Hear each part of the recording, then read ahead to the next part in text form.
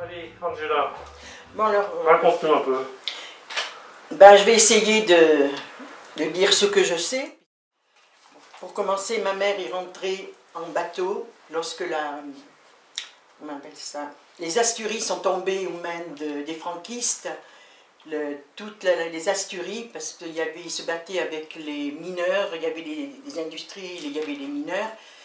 Quand les Asturies sont tombées, ils sont partis en bateau, à peu près entre 300, elle n'a pas su me dire, maman, mais beaucoup de monde, 300-500 personnes, sont partis dans un bateau et sont allés à La Rochelle.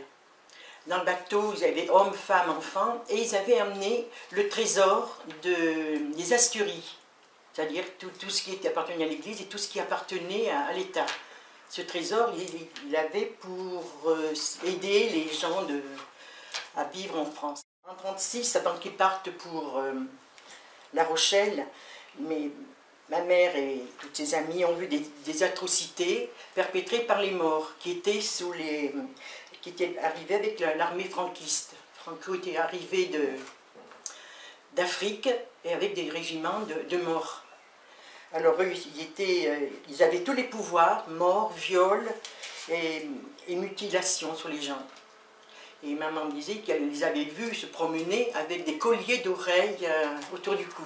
Elle a dit que c'était atroce. Vraiment, elle a des souvenirs. Et de là, donc, peu de temps après, ils sont partis donc, pour La Rochelle. Quand ils ont quitté avec le trésor, ils sont arrivés donc à La Rochelle, où il leur a été interdit de quitter le bateau. Ils sont restés plusieurs jours à quai, sans nourriture, sans eau, ils n'avaient rien, puisqu'ils étaient partis rapidement.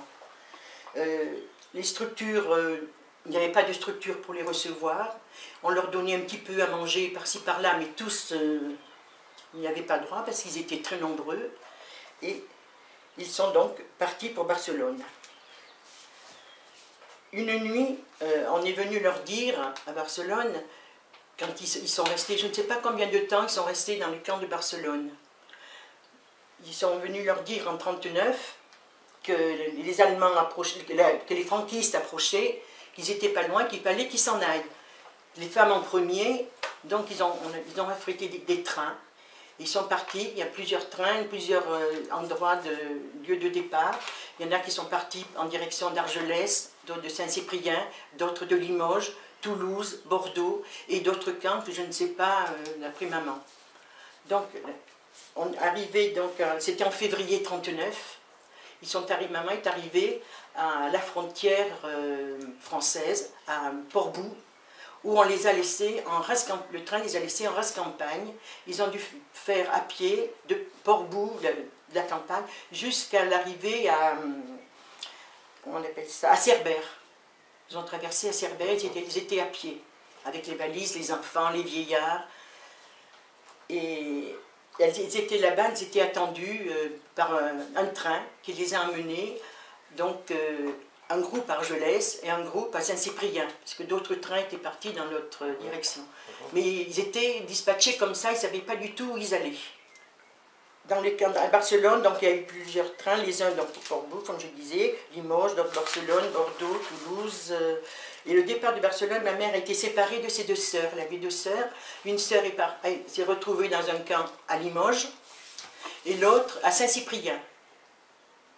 Donc elles se sont retrouvées. Alors ce qu'il y a eu, donc elles sont restées dans ce camp qui a été très très dur. Il y avait des baraquements en bois sans commodité. Ils n'avaient pas d'eau, rien. Pour se laver, c'était on appelle ça, un robinet dans la cour, au milieu de tout le monde. Et ils allaient pour les restes sur la plage, parce que la plupart du temps, ils couchaient sur la plage, manque de baraquements. Les hommes qui étaient là ont aidé également à construire des baraquements pour se protéger. Ils vivaient alors vraiment dans des conditions misérables.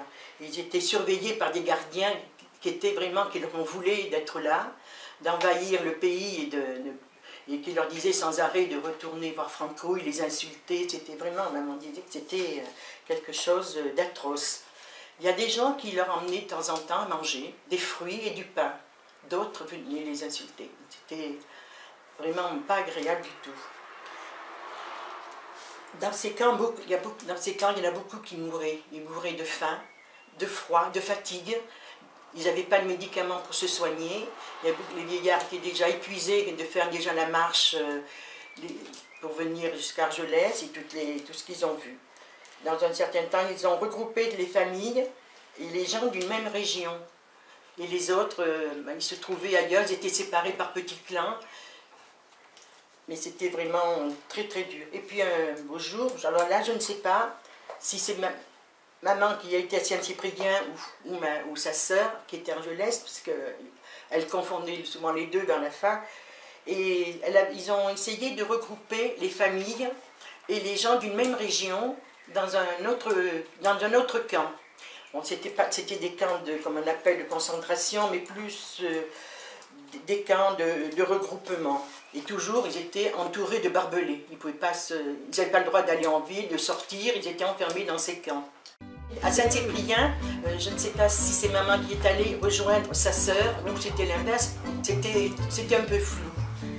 Et sur la plage, les couchers, bien sûr, là, c'était la misère, pire que l'Argelès, parce qu'Argelès, ils étaient attendus, donc ils s'attendaient à tout ça.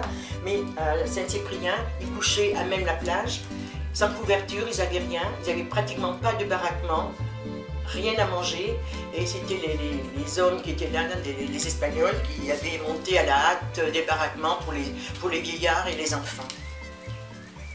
Pour cela, c'est tout ce que je sais de cette partie-là.